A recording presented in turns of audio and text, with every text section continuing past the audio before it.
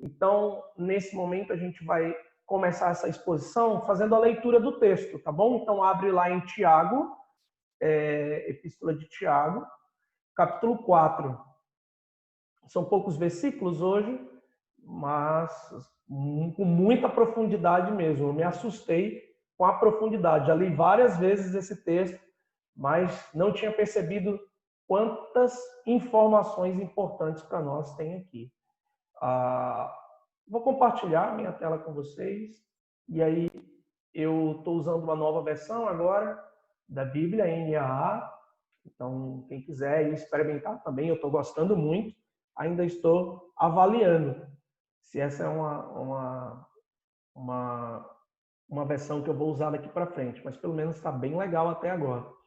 Vamos lá, gente. Vamos começar a leitura? Tiago 4, versículo 1. De onde procedem as guerras e brigas que há entre vocês? De onde, senão dos prazeres que estão em conflito dentro de vocês? Vocês cobiçam e nada têm. Matam e sentem inveja, mas nada podem obter. Vivem a lutar e fazer guerras. Nada têm, porque não pedem. Pedem e não recebem, porque pedem mal, para esbanjarem seus prazeres. Gente infiel. Vocês não sabem que a amizade do mundo é inimizade contra Deus? Aquele, pois, que quiser ser amigo do mundo, se torna inimigo de Deus. Ou vocês pensam que é em vão que a Escritura diz: é com ciúme que por nós anseia o Espírito, que ele fez habitar em nós, mas ele nos dá cada vez mais graça. Por isso diz: Deus resiste aos soberbos, mas dá graça aos humildes.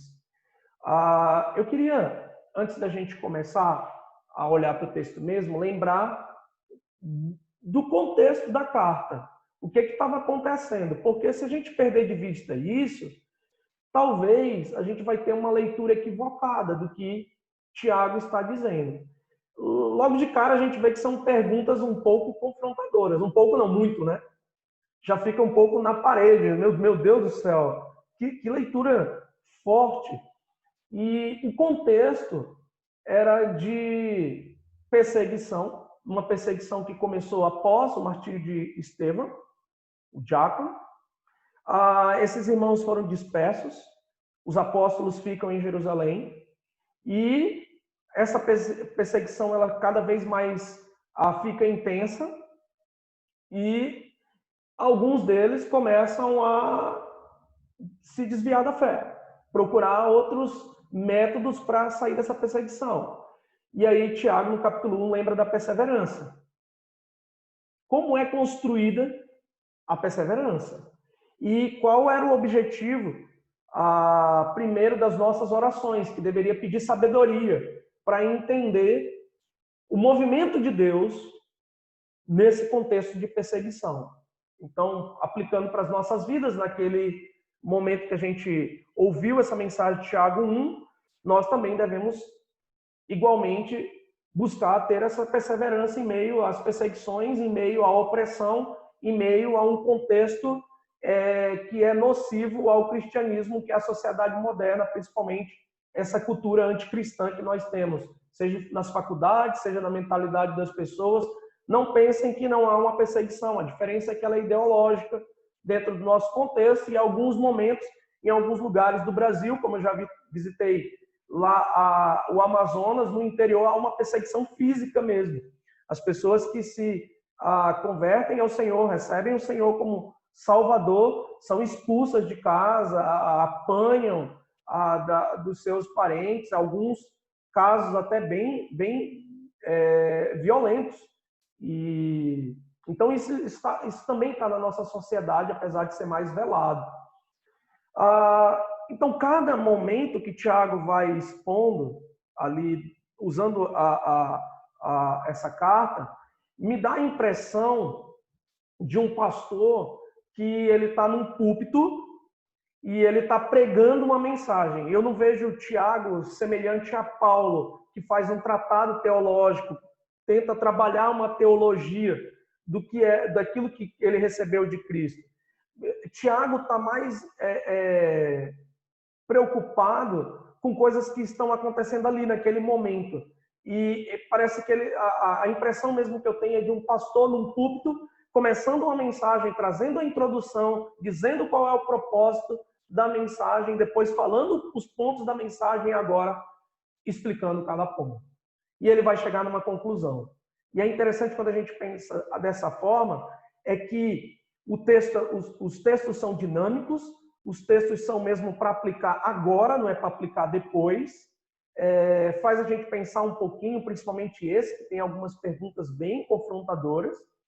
E, infelizmente, essa porção das escrituras que nós acabamos de ler, ela tem, na maioria das vezes, uma interpretação um pouco rasa, porque ela fala, a maioria das vezes que eu escutei mensagens sobre esse texto, eu vejo uma interpretação um pouco rasa, só voltada para a oração.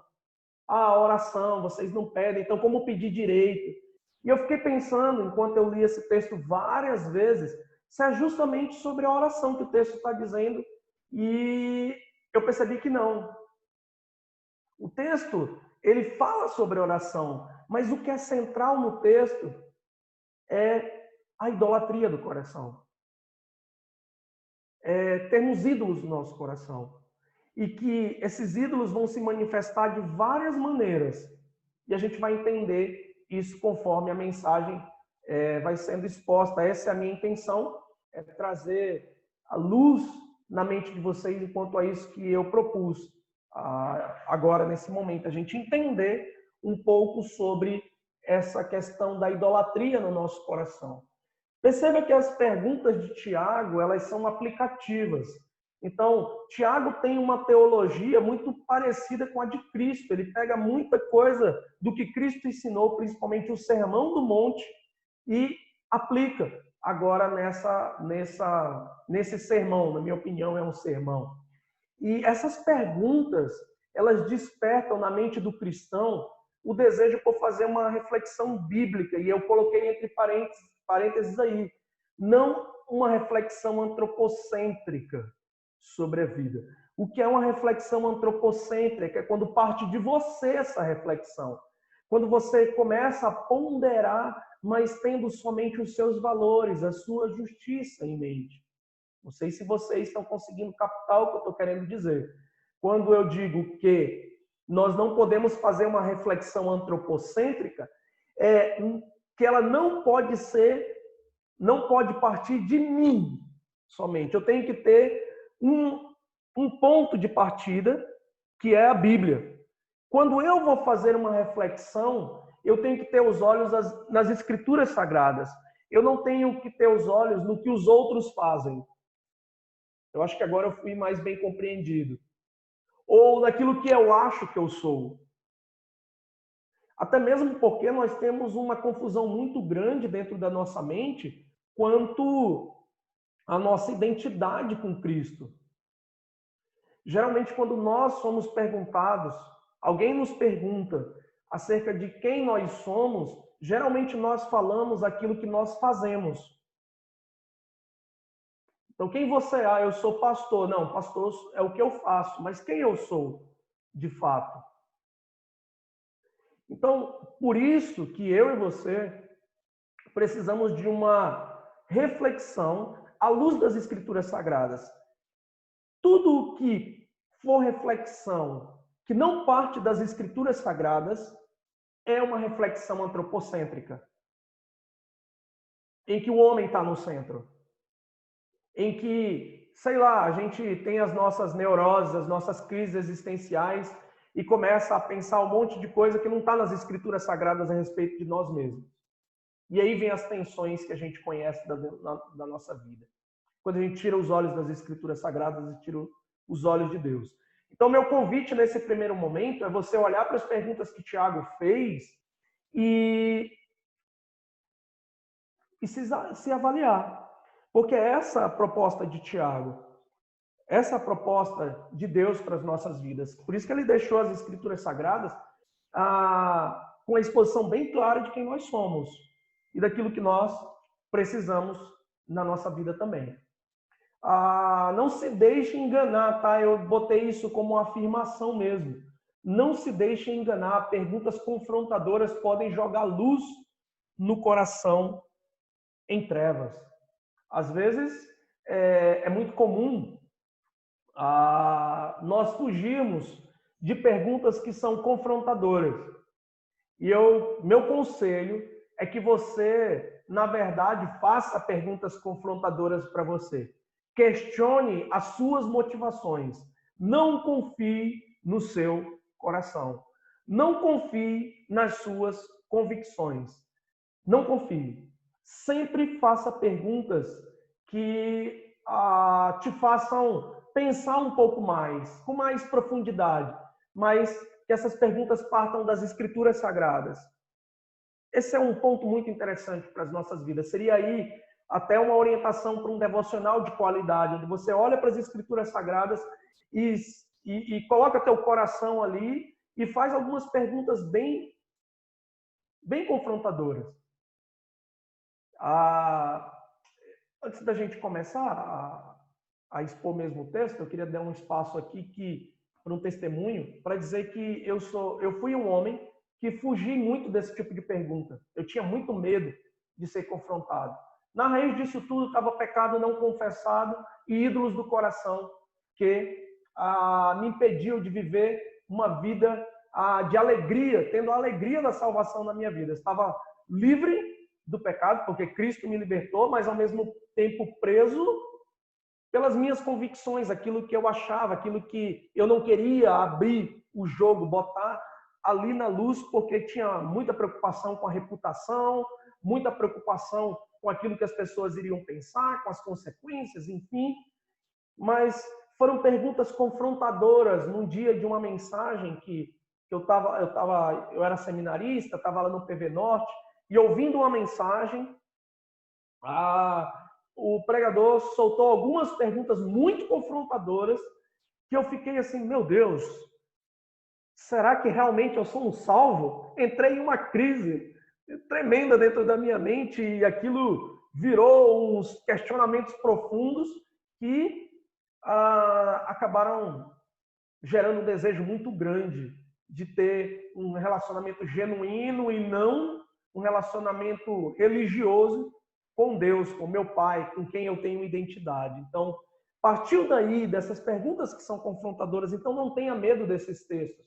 Não tenha medo de levar uma palmada do Senhor, vamos dizer assim, no linguajar bem claro, porque essas perguntas elas vão lançar luz mesmo no nosso coração, que às vezes está em trevas. Mesmo como convertidos, pode haver momentos que nós ouvimos mais os ídolos do nosso coração.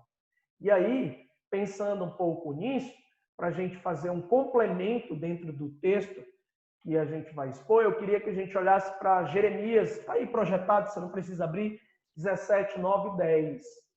Jeremias capítulo 17, versículo 9 e 10. Enganoso é o coração, mais do que todas as coisas, e desesperadamente corrupto. Quem poderá entendê-lo? Eu, o Senhor, sondo o coração. Eu provo os pensamentos para dar a cada um segundo os seus caminhos, segundo o fruto das suas ações. Olha que declaração do próprio Deus, não é o profeta dizendo. Enganoso é o coração. Perceba que isso é uma afirmação de quem conhece e sonda o coração. E ele vai mais além, o próprio Deus. Esse enganoso coração, olha aqui essa afirmação. Mais do que todas as coisas, quer dizer, de todas as coisas que foram criadas, o meu coração é o mais enganoso. Isso é profundo, gente, hein? Isso me faz pensar o seguinte, que quando a gente tem aquele conselho daquele amigo, daquela amiga que a gente gosta, que diz assim, olha, segue teu coração. Misericórdia. Se eu for seguir o meu coração, e Deus está dizendo que o meu coração é assim, significa que eu vou terminar em um local totalmente desagradável, porque ele é desesperadamente corrupto. Corrupção. Corrupção está presente no meu coração. E aí Deus pergunta: quem poderá entendê-lo? Eu, o Senhor, sondo o coração. Percebe que quem conhece o nosso coração é Deus. De uma profundidade tão grande que nós mesmos desconhecemos. Queridos, deixa eu dizer um negócio para vocês que eu aprendi numa aula de aconselhamento bíblico com o pastor Gary Parker. Foi meu professor de aconselhamento bíblico muito isso. A gente estava falando sobre ídolos do coração e a gente estava começando a perceber algumas coisas em nós durante aquelas aulas, coisas que a gente não percebia. E tendo conversas muito profundas em relação a isso, sobre aquilo que ainda não era visível para nós como um ídolo no coração, mas estava presente nas nossas vidas. E aí o pastor Gary, quando a gente foi falando sobre, olha, a gente identificou isso, é impressionante, isso nos constrange. Eu lembro de uma frase dele dentro da sala de aula que foi assim: olha, mas ainda isso é só uma parte. Tem mais coisa ainda. Que Deus não vai revelar, porque senão você não ia aguentar a realidade do seu coração. Você não ia aguentar a realidade do seu coração. E a segunda frase que ele disse depois dessa foi o seguinte: toda vez que você pensar em dizer eu mereço, pare ali, naquele momento. Não diga mais nada. E pense, eu mereço o inferno. É isso que eu mereço. Não se coloque muito acima. Nossa, aquilo a gente ficou assustado com aquele negócio que ele tinha acabado de dizer. Mas aí a gente começou a pensar que muita coisa que a gente diz que merece, que é necessário na nossa vida, parte de um coração que é enganoso. E aí você vai começar a concordar comigo quando você lê agora um texto que foi dito pelo Filho de Deus, Deus encarnado, Marcos 7, 21, 23. Olha lá, palavras de Jesus Cristo. Porque de dentro do coração das pessoas, de dentro do coração das pessoas, é que procedem os maus pensamentos, as imoralidades sexuais, os furtos, os homicídios, os adultérios, a avareza, as maldades, o engano, a libertinagem, a inveja, a blasfêmia, o orgulho, a falta de juízo. Todos esses males vêm de dentro e contaminam a pessoa. Queridos, esse aqui é o raio-x do seu coração e do meu coração, dito pelo próprio Deus, Jesus Cristo. Ele está dando um raio-x, mostrando para nós o exame do nosso interior que nós não conseguimos enxergar, porque se nós fizéssemos uma autoanálise, uma reflexão antropocêntrica, a gente vai dizer, não tem isso dentro de nós. Não existe isso dentro de nós. Não existe libertinagem dentro de mim. Não existe egoísmo dentro de mim. Sabe por que nós falamos isso? Porque nós nos tratamos com muito amor, com muito zelo. Nós achamos criaturas muito bonitinhas, merecedoras de conforto, merecedoras de prazer, merecedoras de termos tudo o que queremos na hora que queremos. O que é isso? Na verdade, isso é o eco do que aconteceu no Éden, quando a serpente propõe a Eva comer do fruto do conhecimento do bem e do mal. A proposta era bem clara: vocês serão como Deus. Então, quando a gente toma essa tendência de achar que a gente não é tão mal, que a gente pode viver segundo as nossas convicções, que a gente está certo, que aqui... Eita, cuidado, cuidado, cuidado. O nosso coração é enganoso, muito enganoso mesmo. E aí, olhando para esses dois textos, ditos por Deus, a gente começa a perceber que a realidade do nosso coração ela é frágil e tendenciosa ao pecado. Mas não fica só aí, tá? Porque se a gente parasse por aqui a mensagem, a gente ia ficar desesperado. Pronto, acabou para mim.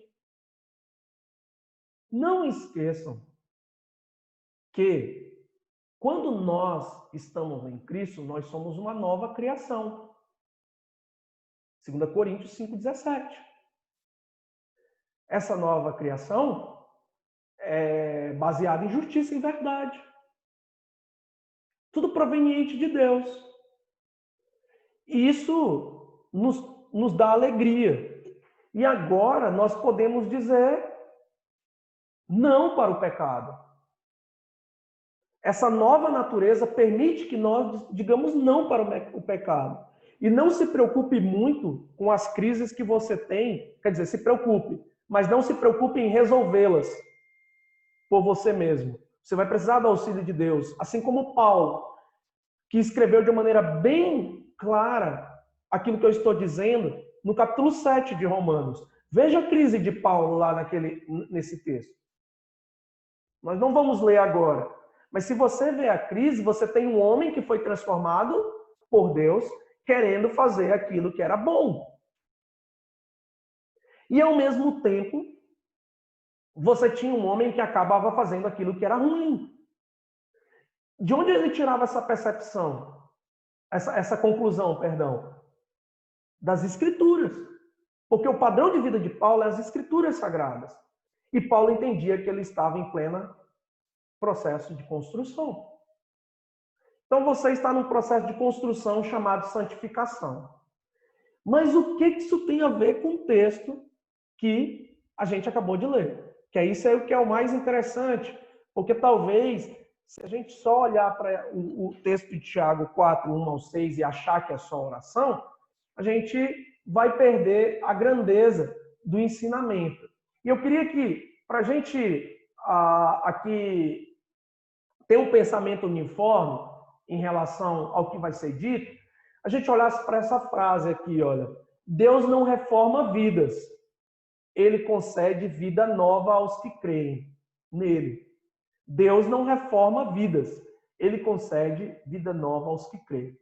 E aí, a gente vai olhar para nós mesmos agora e tentar fazer uma reflexão lendo essa frase. Temos a tendência de achar que os nossos maiores problemas são de ordem externa. Porém, segundo Deus, porque nós olhamos para aqueles dois textos, o nosso pior inimigo ainda continua vivo e o seu nome é eu. Vulgo carne, a sua parte que rejeita a Deus. Agora, se a gente ficar na mente somente esses conceitos, sem olhar para as Escrituras Sagradas, vai começar a dar um desespero que os gregos também tinham. Eles achavam que o lado espiritual era bom e que a matéria era ruim. E que eles tinham que destruir a matéria. Porque eles só conseguiriam alcançar uma plenitude, vamos dizer assim, se a gente fosse usar o budismo atual, a plenitude, o nirvana, destruindo ou saindo dessa essência material que é o corpo. Isso é totalmente contraditório às Escrituras Sagradas, porque as Escrituras Sagradas dizem que nós somos templo do Espírito Santo. Nós somos templo do Espírito Santo. E nós devemos glorificar a Deus com esse templo também. As nossas ações, atitudes, pensamentos acontecem nesse corpo. E o que nós temos como dever é mortificar a carne. Eu acho a frase de Lutero, que eu já mencionei aqui 2 vezes, perfeita. Quando ele diz que ele achava que o velho homem tinha morrido nas águas do batismo. Pegando o que Paulo disse em Romanos, que nas águas do batismo foi morto para o pecado. E aí ele diz, em seguida, Lutero, olha, mas o miserável sabia nadar. Eu pensei que ele tinha morrido afogado, mas ele sabia nadar. Isso mexe um pouco com a gente, porque, querendo ou não, a gente precisa admitir que nós somos pecadores, sim. Mas isso é só uma parte da verdade. Só uma parte da verdade. A segunda parte é que nós estamos mortos para o pecado. E por isso, nós podemos dizer que nós estamos também vivos em Cristo. E nós olhamos agora para a realidade da cruz, onde Cristo pagou por todos os meus pecados, onde Cristo me deu o seu Espírito para lutarmos contra o pecado e me deu a esperança eterna da salvação. Eu posso olhar para esse pecado e dizer, não quero. Ou, mais uma vez, escutar o meu coração. E aí, fazer aquilo que é desagradável aos olhos de Deus. Então, percebe que eu e você somos privilegiados em que sentido? Nós, em Cristo Jesus, podemos, segundo a nova natureza, que não foi reformada, é algo novo, dizer não para o pecado. Nós podemos fazer isso.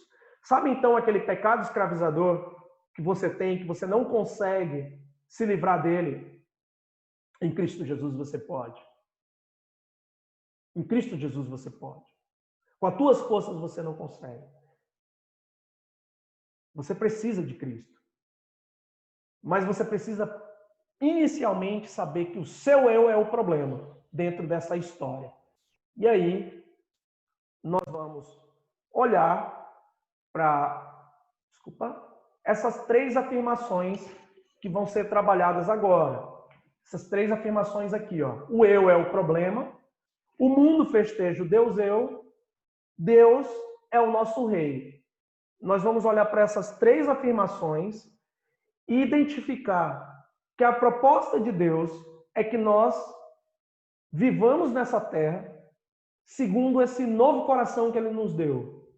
Essa nova existência. E não segundo a velha existência. Nós não precisamos de uma reforma e você não pode pensar que Deus só fez uma reforma dentro de você. E que Ele não... que Ele simplesmente quer deixar algumas coisas aí. Não, não.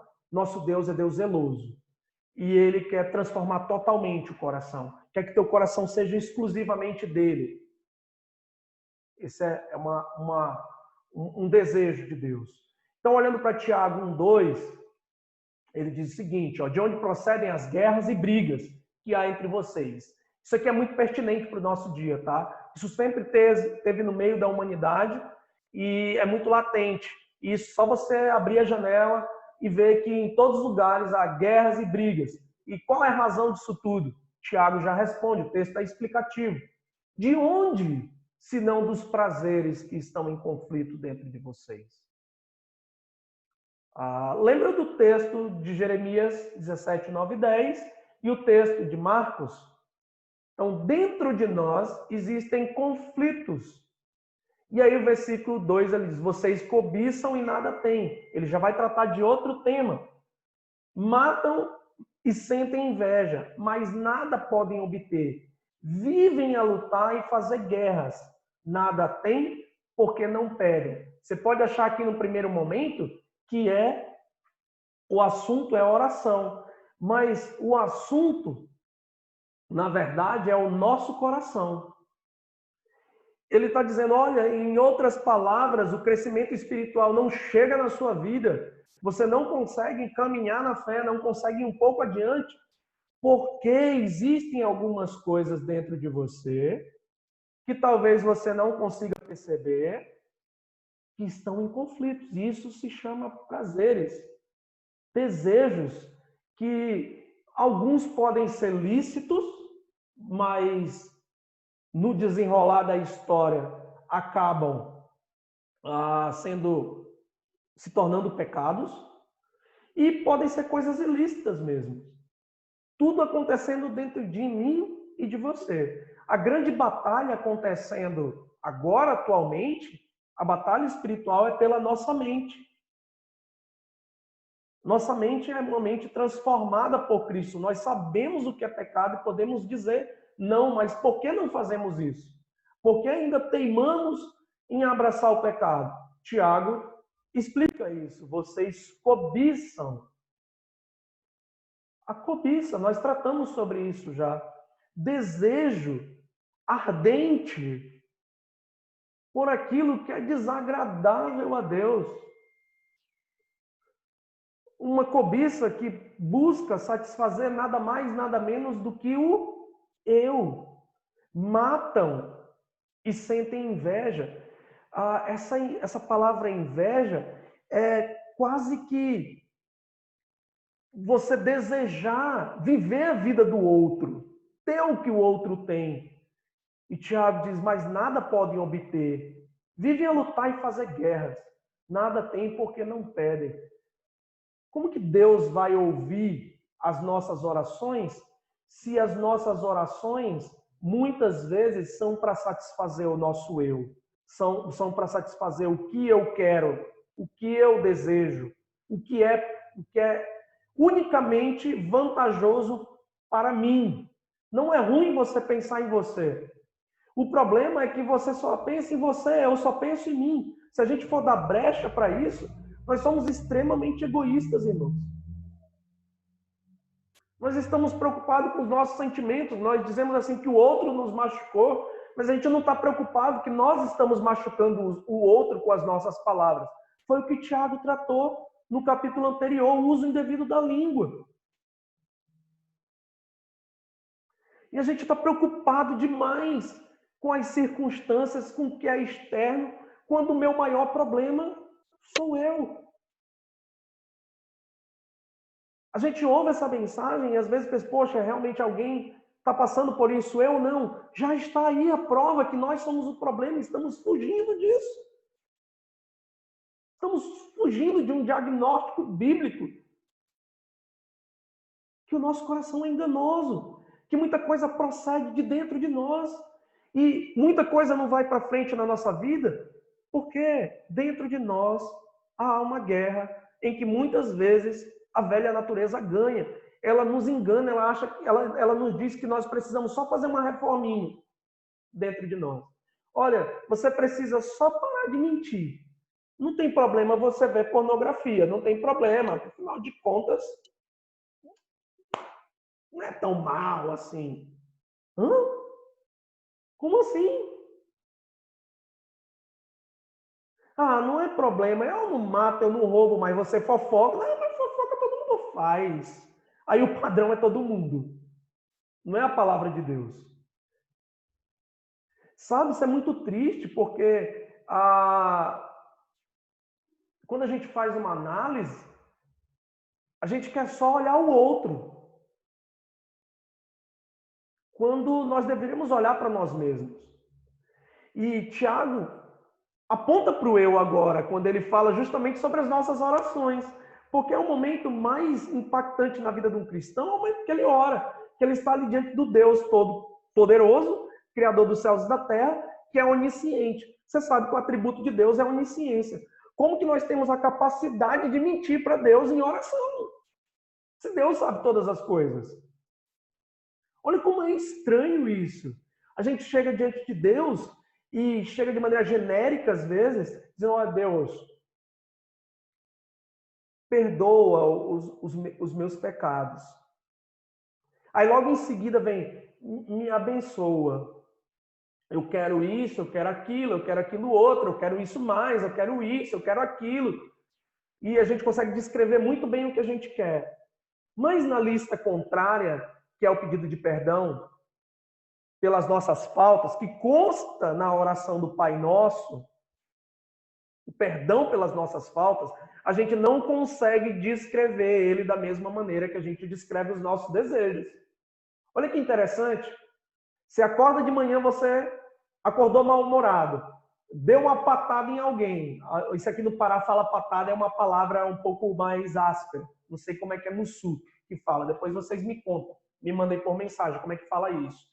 Mas é interessante, né, que a gente esquece isso na oração. A gente acaba lembrando só da patada que o outro me deu. Olha, eu estou disposto a perdoar o que o outro fez por mim. Parece que, sabe aquelas coroinhas que aparecem de anjinho na cabeça assim? Em oração a gente fica um anjinho. Mas no nosso dia a dia, no interino ali das nossas 24 horas de vida, a gente não é tão anjinho assim. Você consegue admitir isso? Consegue admitir que aparecem umas coisas podres aí dentro de você, que você não vai conseguir compartilhar comigo porque você tem muita vergonha disso, e que você precisa ir diante de Deus e compartilhar isso com Deus e abrir teu coração e dizer: Deus, Senhor, eu cobiço as coisas, eu tenho inveja, eu tenho um potencial até de matar e morrer por aquilo que eu quero. É tenso, irmãos. É tenso. Mas a gente tem que olhar para essa verdade hoje. Não vamos fugir, não. Vamos andar um pouco mais dentro desse texto aqui e tentar pegar algumas coisas que foram ditas ainda no versículo 3 e 4. Pedem e não recebem porque pedem mal, para esbanjarem em seus prazeres. Quando Tiago usa esbanjarem em seus prazeres, ele usa essa frase, ele está dizendo o seguinte: aquela ideia terrena somente. Terrena. Que eu preciso me satisfazer aqui nessa terra. E aqui eu queria só abrir um parênteses para vocês e explicar aquilo que seria. Explicar não, fazer só dar uma pincelada num assunto. A teologia da prosperidade, que eu acho que eu já falei em alguns estudos aqui para vocês, que é aquela que promove o céu na terra. Que você vai ser vitorioso aqui, que você é cabeça, você não é cauda, você é isso, você é aquilo, você é um espelho, que não sei o que mais lá, que enfim. Vou parar por aqui. E que faz você esquecer as promessas eternas do Senhor, aquilo que está lá na eternidade, que Deus te prometeu só ali na eternidade. Você não vai desfrutar de todas as delícias aqui nessa terra. O que é mais precioso, o tesouro mais precioso que nós temos é o fato de sermos salvos em Cristo Jesus e termos a promessa de viver eternamente com Ele. Não é uma promessa inválida, não irá acontecer. Quem prometeu foi Deus. E não há quem tire um cristão, tire isso do cristão. Romanos 8, também a gente vê a parte final que Paulo trata sobre isso. Depois você pode ler. Agora, vamos caminhar um pouquinho aqui. Cuidado quando nós pedimos coisas, falamos em oração, porque isso está revelando a realidade que existe dentro de nós. Quando a gente quer ter um prazer nessa terra, não significa que isso, só porque isso está exposto e disponível. É que eu quero, eu preciso admitir que isso é desejável aos meus olhos. Como para Eva, o fruto foi desejável aos olhos, o pecado é desejável aos nossos olhos. E o versículo 4, Tiago usa uma expressão que em outras versões vai ter escrito assim, em português, tá? Adúlteros. Vocês não sabem que a amizade do mundo é inimizade contra Deus? Aquele que, pois, quiser ser amigo do mundo, se torna inimigo de Deus. Eu vou explicar um pouquinho isso agora, daqui um pouquinho, perdão. Então, vamos lá, passar um pouquinho para frente e tentar analisar, colocar aqui em ideias mais práticas, o que essa afirmação, o eu é o problema, tem compatível com as escrituras sagradas.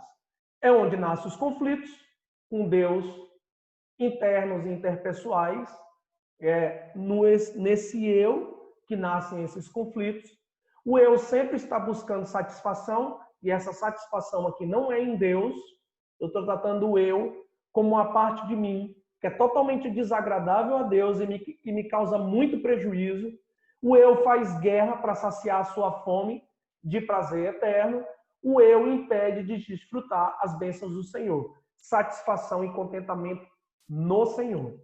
Então, essa aqui é a problemática, tá? É que esse eu só me dá prejuízo. E toda vez que eu acionar o modo eu, e não são poucas vezes que eu aciono, eu vou estar desagradando a Deus. Eu vou estar desagradando a Deus. E uma das consequências de um modo eu estar acionado com frequência é a amizade com o mundo. É eu me parecer mais com o mundo do que com Deus. A imagem que ele quer que eu me pareça, que é do Filho, Jesus Cristo. Estão captando a ideia? O eu é um grande problema. Porque ele não tem satisfação nenhuma em Deus. Vamos pensar aqui, para ilustrar, que alguém deseja casar. Alguém deseja casar. Eu já sou casado. Os solteiros desejam casar. Isso é normal. Muito normal. É um desejo lícito? É. Agora sonde as motivações. Porque esse desejo que parece ser lícito pode se tornar pecado. Exemplo, para satisfazer meus desejos sexuais. O outro me alimenta. Pronto. Entendeu? O casamento é lícito. Mas e as minhas motivações? E onde que eu vou saber onde estão essas motivações? Fazendo perguntas confrontadoras para você mesmo. Por que eu quero de fato isso? Será que eu estou falando a verdade? Você sabia que você é um profissional de mentir para você mesmo? E se enganar? Lembra do teu coraçãozinho enganoso? Cuidado, irmãos, cuidado. Vamos caminhar que a gente vai entender onde isso vai dar, tá bom? Não quero que você se desespere ainda, tá bom? Não é para isso essa mensagem. É muito agressivo para nós mesmos olhar para as nossas vidas com os óculos das Escrituras Sagradas. Eu costumo dizer que isso é desesperador em alguns momentos. Por isso, aqui eu queria dar jogar luz, tá? Uma chama de esperança. Faz-se necessário clamarmos em todos os momentos ao Senhor pela transformação do nosso coração. Santificação. Se faz necessário, irmãos. Se faz necessário porque até agora a gente vai olhando para nós e a gente fala, nossa, que desespero, e aí? É esse o objetivo do texto de Tiago. É dizer para nós que não tenha medo da transformação que Deus quer fazer em seu coração. Mesmo que você perca amigos, mesmo que você não vá fazer aquilo que você deseja, entre aspas, não tenha medo daquilo que Deus está fazendo dentro de você. Porque o que Deus está fazendo de você é bom. Deus não reforma vidas, Deus não quer botar um band-aid no teu coração. Deus quer dar um coração novo e deu para aqueles que creem nele. Essa frase volta na nossa mente. Deus não reforma vidas, ele concede vida nova aos que creem. E essa nova vida que temos em Cristo faz que nós pensemos coisas novas, coisas boas, que procedem de Deus e não mais do nosso egoísmo, dos ídolos que dominam o nosso coração, que dizem para o nosso coração, você não precisa dessa transformação. Você pode ser arrogante, você pode ser desse jeito, não tem problema, desde que você vá domingo para o culto, desde que você dê o dízimo, desde que você faça coisas positivas. Não escute o seu coração, escute Deus.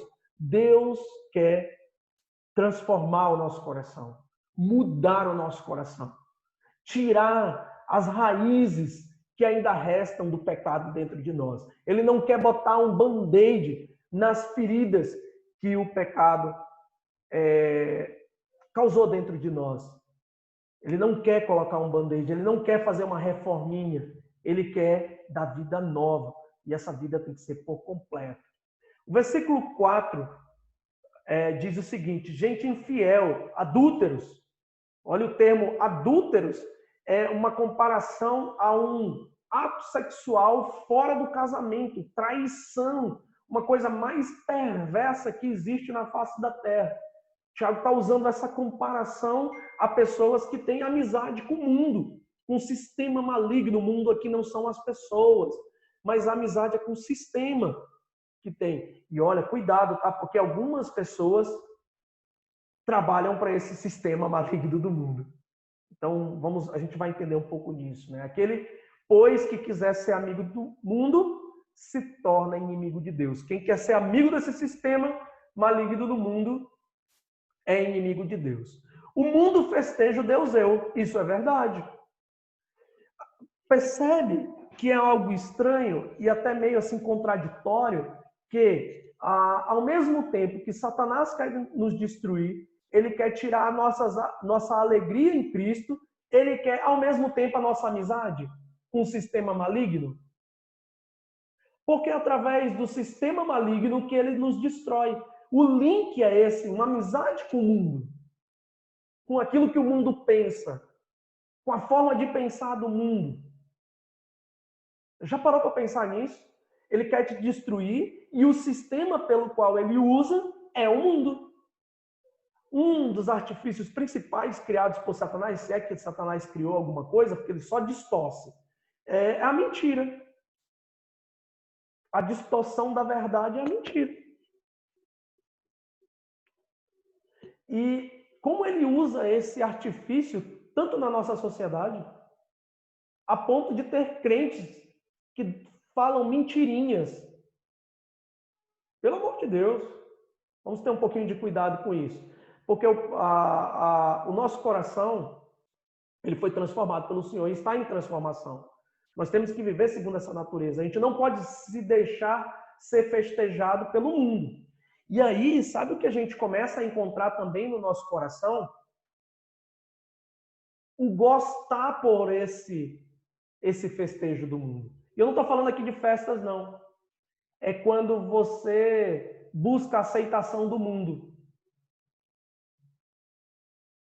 Viver segundo o mundo diz, para não ter conflito. Você aceita as coisas. Já parou para pensar um pouquinho nisso?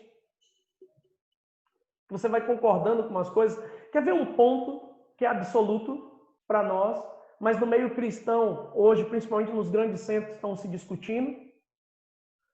Meu corpo, minhas regras. É bíblico isso?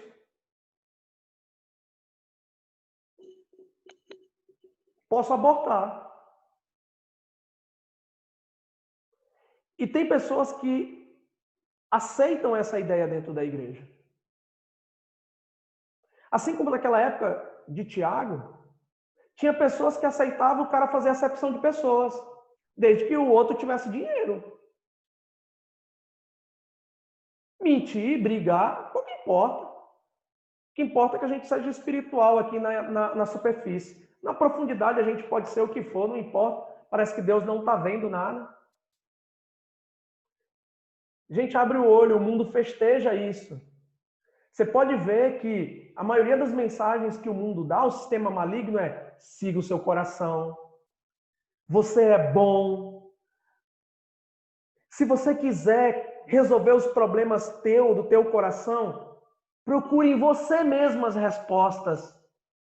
A proposta da psicologia. Ache em você mesmo as respostas. Você sabe o que você vai achar dentro de você? Aquilo que Jesus disse lá, que está exposto no Evangelho de Marcos, que nós lemos. Essas são as respostas. Você não tem como curar isso. E o mundo vai festejar, por exemplo, quem é adúltero, vai até trocar o nome. Vai dizer, não, essa pessoa tem um problema de distúrbio sexual, ele não consegue se controlar, ele não é um adúltero. Vai festejar, vai achar bonito. E agora grava uma frase que eu vou dizer para você, que é marcante da nossa geração de 2020. É bonito ser feio. Quanto mais você for feio, mais bonito você é aos olhos do mundo. Quanto mais tosco você for em sentimentos, mais bonito você é para o mundo. Quanto menos absolutos cristãos você tiver, mais bonito você é para o mundo. Quanto mais você tiver engajado em causas sociais, pró-aborto, pró-isso, pró-aquilo, mesmo que seja antagônico com a palavra de Deus, você é bom. E você não deve ter medo como cristão, como o Tiago disse aqui, ele não tinha medo, ele diz, olha gente, vocês são adúlteros. Vocês não podem ser amigos do mundo. Porque se vocês forem amigos do mundo, vocês são inimigos de Deus. Entendam isso. E eu queria explicar um pouco, através de algumas afirmações, dentro dessa afirmação central. Ser amigo do mundo significa concordar com as suas ideologias, regras, ou ausência delas, e conceitos, ou preconceitos. Não existe neutralidade. Aprenda isso, tá? Você não pode abraçar o reino de Deus e abraçar o mundo. Você não pode fazer isso. É muito sério o fato de irmãos se fazerem inimigos de Deus por terem amizade com o mundo. É muito sério. Você já parou para pensar nessa afirmação? Quando você aceita esse sistema maligno, você está ali abraçado com tudo isso, você está se fazendo inimigo de Deus e você prefere ter a aceitação do mundo, que quer ditar como as meninas devem se vestir, como as meninas devem pensar, como os garotos devem se portar em relação às meninas, o que a sociedade está dizendo em relação ao casamento, e o que a sociedade está dizendo sobre o ser humano, sobre o seu interior. Gente, tem explicação humana para tudo, e Paulo disse em Romanos 1, acho que 18, querendo ser sábios, se fizeram loucos. Acho que não está no 18, não. Depois eu vou ver o texto e passo para vocês. Mas é Romanos 1. Querendo ser sábios, se fizeram de loucos. Abandonaram a adoração a Deus e começaram a adorar as coisas criadas. Olha a questão da idolatria aparecendo. Só existe idolatria porque existe quem idolatra. O mundo quer idolatrar o Deus eu. Quer que você seja egoísta, quer que você não pense nas pessoas mesmo. Isso está infestado dentro da igreja. Se a gente fala sobre missões, ajudar pessoas, isso é constrangedor, porque eu tenho que gastar meu dinheiro com aquilo que eu quero, com aquilo que eu gosto. E missões nada, que outro contribua para isso. Se você fala na contribuição dentro da igreja, pastor é ladrão, pastor é corrupto, porque está pedindo dinheiro. Cara, é muita coisa assim que vai nos enredando, vai criando raízes no nosso coração. E é tão triste que a gente acredite nessas coisas, que o mundo tem alguma coisa para nos oferecer de bom enquanto sistema maligno.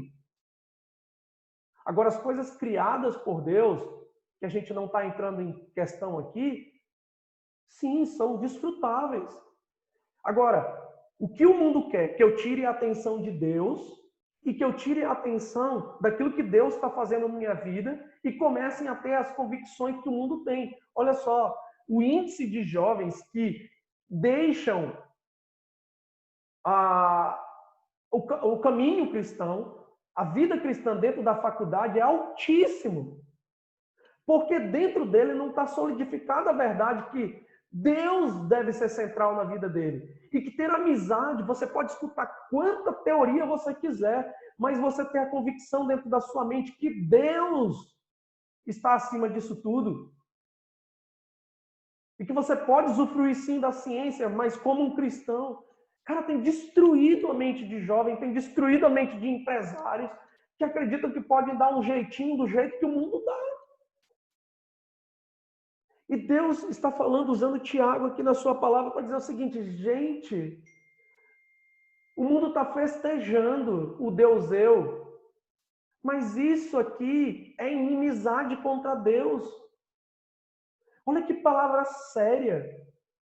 Ser inimigo de Deus porque eu amo mais o mundo e as coisas que ele me oferece, de certa forma, é compatível sim com o adultério. Nós deixamos aquela pessoa que nós amamos, que nós prometemos cuidar, para ter um relacionamento fora. Cara, sujo isso. Terrível. Causa nojo.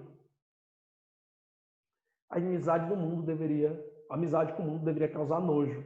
Sabe quando a gente concorda um cara falar palavrão e a gente acabar falando palavrão igual ele? Eu sei que isso aí é meio superficial, mas é o que a gente está vivendo hoje, cara. É o que a gente está vivendo. É pessoas gostando mais do que o mundo está oferecendo do que Deus, do que Deus tem para oferecer. Então, não caia nessa mentira, tá? O mundo está festejando Deus, mas não significa que isso está certo. Não significa. Porque Deus quer retirar dos nossos corações o apreço por esse mundo, pelo sistema pecaminoso. Deus quer fazer isso nas nossas vidas. Esse é o processo da santificação. Então, quando a gente volta para essa frase, ela começa a criar mais vida, porque Deus não quer fazer uma transformação superficial, uma reforminha, como eu disse ainda há pouco, colocar um band-aid naquilo que está estragado no meu coração. Ele quer conceder vida nova aos que creem. E dentro dessa vida nova, ele quer tirar de nós esse apreço pelo mundo e pelo sistema maligno, achar que, por exemplo, você pode sim casar e descasar a qualquer momento, isso não tem problema. Escolha, faça um test drive aí antes no namoro, pegue uma, pegue duas, pegue três, pegue quatro, que tá tudo bem. Depois, se você casar não der certo, você descasa, tá todo mundo descasando, isso aí não é problema. Pelo amor de Deus, olha isso. O quanto de cristãos hoje que pensam como possibilidade o divórcio. Para quê? Não quero sofrer, estou sofrendo demais. Eu quero ser feliz. Olha, eu tenho 2 filhos. Se um dia, quando eles forem casar, eles não conseguirem me responder a pergunta: por que você quer casar? Se eles não souberem a senha, eu vou dizer não. Se eles tiverem a ousadia de me dizer, depois de tudo que eu ensinei, eu quero ser feliz, papai, vá se converter. Eu vou dizer. Vá se converter. Volte ao primeiro amor, rapaz, moça. Porque a pergunta certa, que não é o padrão do mundo. Poxa, por que eu estou falando de casamento? Não tem nada a ver agora. Fugir da mensagem. Mas é verdade. É para fazer o outro feliz. Amar o meu próximo como a mim mesmo. Depois eu vou mandar um artigo bonitinho para vocês aí do PV Sul. Vou mandar um artigo legal para vocês lerem sobre casamento, tá? Vocês vão ficar um pouco escandalizados, mas é bem legal ele. Então, queridos, o sistema do mundo é antagônico ao sistema de Deus. E Deus quer tirar esse sistema do nosso coração e ele usa o processo da santificação. Não sei porque o pessoal do Sul começou a rir direto aí. Só porque eu falei do casamento, olha, cuidado vocês. Vocês eram para estar lendo Crônicas de Nárnia e escutando canções, louvores, fiquem nas de vocês aí, viu? Aí da hora de vocês vai chegar. Muito bem, vamos lá, queridos, vamos lá. O tempo passa muito rápido.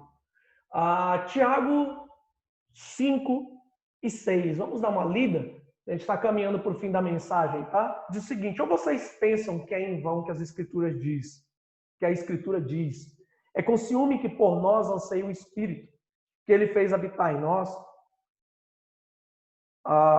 mas ele nos dá cada vez mais graça. Por isso diz, Deus resiste aos soberbos, mas dá graça aos humildes.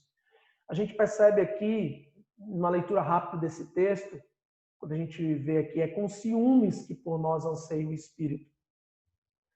Deus é zeloso, ele não aceita divisão. Esse reino dividido, em uma hora eu reino, uma hora ele reina.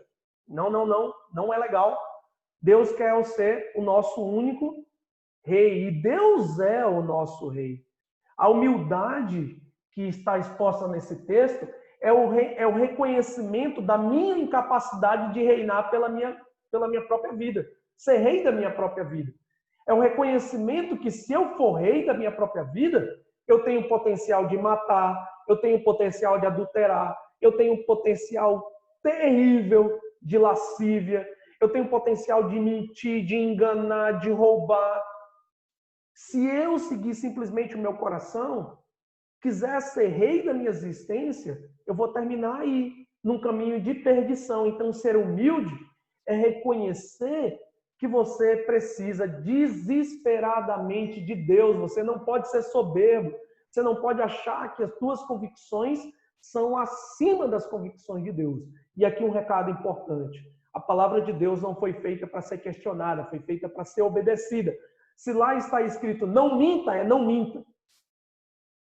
Se lá está escrito não adultere, é para não adulterar. Não há questionamentos, não há momento. Porque a razão faz o ladrão. Negativo. Roubo é roubo. ofensa contra Deus. Tenhamos essa convicção que os nossos desejos que levam a buscar um prazer de maneira desenfreada são totalmente desagradáveis a Deus. A gente precisa de Deus reinando no nosso coração e nos libertando de nós mesmos é a grande questão. Por isso que a gente precisa afirmar para nós, Deus é o nosso rei. O nosso eu foi destronado quando nós nos convertemos. Quem quiser seguir a Jesus deve negar a si mesmo, tomar a sua cruz e segui-lo. Presta atenção nas palavras do próprio Cristo. Negue-se a si mesmo significa saia do trono da sua vida. Não queira receber a coroa que o mundo dá para o seu eu.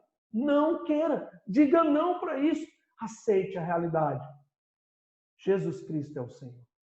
Deus é o nosso Rei. Essa era a confissão de fé da igreja primitiva. Jesus era o Kyrios deles. O Senhor, o soberano, o que protege e o que provê. Tenham isso em mente, meus queridos. Deus é o nosso Rei. Dentro dessas afirmações, Deus é o nosso Rei e como nosso Rei, Ele não aceita traições. Deus é o nosso Rei, Ele se ira, e essa ira é santa, quando nós flertamos com o mundo. Ele se ira. Não é essa, não pense que ele fica, nada a ver, não pega nada não. Não, Deus fica irado quando flertamos com o mundo. Ele irá nos disciplinar para trazer as nossas vidas de volta para os seus caminhos. É assim que ele fez com Israel e é assim que ele tem feito com todos aqueles que experimentam flertar com o mundo. Eles flertam com o mundo e saem chamuscados com as chamas do inferno que estão presentes nesse mundo. Ele nos concede tudo o que precisamos para viver piedosamente. Depois você pode ler esse texto. Você já tem tudo para viver piedosamente. Esse tudo foi dado por Deus, por Cristo Jesus, não pelo mundo, não pelo sistema maligno. Você tem tudo que você precisa. Somos servos de Deus, não esqueça disso, isso aqui é importante. Você não está acima de Deus, você não é o centro, você não é o rei do universo. As coisas não giram em torno do seu umbigo, as coisas não giram em torno do seu ventre. Deus é o centro da sua vida, Deus é o centro da minha vida. Pare de achar que as suas convicções, as suas coisinhas, os seus porquês são as razões da tua vida. O que Deus determinou assim será cumprido na sua vida. Pare de dizer para você mesmo que você tem razão quando você está errado. Não justifique as suas ideias com os seus prazeres terrenos, ou não justifique pelo momento da sua existência. Nenhum mal é justificável. Deus é Deus, Deus é Rei da nossa história. Ele quer limpar o nosso coração, irmão. Isso é muito lindo. Deus nos ama. Abraça esse amor, deixe ser abraçado por esse amor. Se a gente fosse falar uma linguagem mais emocional, eu sou um pouco contrária a ela, mas se deixe abraçar por esse amor transformador de Deus na sua vida. Deus é o nosso Rei. Isso é fato em seu coração? Estou dando uma de Tiago aqui. Deus é o nosso Rei. Isso é fato em seu coração? Muito bem. Acho que a gente a gente consegue concluir essa frase como sendo verídica. Poxa, então se eu estou fazendo orações e se eu estou muito parecido com o mundo, significa que o que aconteceu dentro de mim foi um processo de uma transformação genuína? Tá, foi. Eu tenho a convicção que sou um salvo em Cristo Jesus. Tá, mas tem áreas na minha vida que precisam ser transformadas ainda. Não precisam ser reformadas. Não é pegar o velho e fazer algo. É algo novo. Entendido? Deus não quer reformar vidas. Ele concede vida nova aos que creem nele. Conclusão. Nosso relacionamento com o Senhor deve ser sincero e fiel. Nós aprendemos que o nosso Rei e Deus é zeloso, ele não admite traições. Essa amizade com o mundo é traição para Deus. Precisamos abandonar o desejo da satisfação do eu, rejeitar a coroa que o mundo dá para o egoísmo, não aceite essa coroa, não aceite, ela não provém do Senhor, vem do diabo, e reconhecer que só Deus é o nosso rei. E assim desfrutaremos da nova vida que temos em Cristo. As 3 afirmações foram as seguintes: o eu é o problema, o mundo festeja o Deus eu, e Deus é o nosso rei. Então, perceba que dentro desse processo de transformação, nós precisamos reconhecer 2 coisas que são perigosas para nós e uma terceira que pode nos ajudar. Pode não, vai nos salvar. É admitir, é a admissão que Deus é o nosso rei. Sim, mande o diabo para o quinto dos infernos. Quem comanda a sua vida é Deus. Se um amiguinho vir dar um conselho que não for de Deus, se afaste desse amiguinho. Ele está fazendo o trabalho do maligno. Ok? Vou falar em alto e bom som. Um amiguinho, falando como se falasse com criança. Quando o amiguinho faz você sair dos caminhos do Senhor, propõe que você, princesinha, princesinho do Senhor, você vai dizer não para este miserável e vai pregar a palavra de Deus para ele.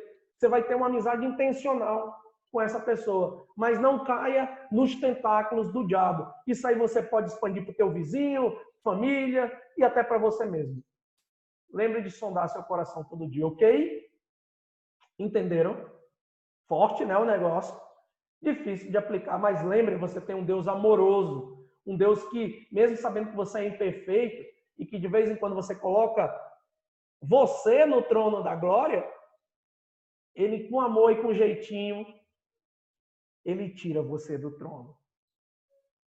Com amor e com jeitinho. E o nome desse jeitinho é disciplina. Ela é dolorida, mas ela tem um fim glorioso. Amém? Amém ou não amém? Amém. Muito bem. Vamos orar, vamos falar com Deus, pedir para que o Senhor nos ajude nesse processo difícil aí, meus amados. Vamos lá. Santo Deus, obrigado mesmo por essa palavra, Senhor.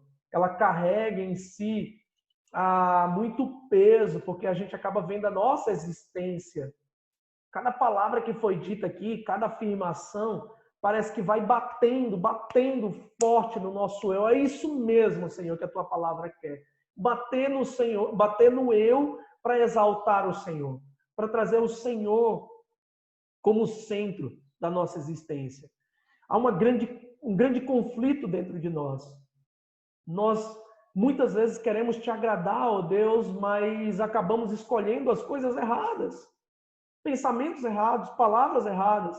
É desesperador, Senhor, isso, é verdade.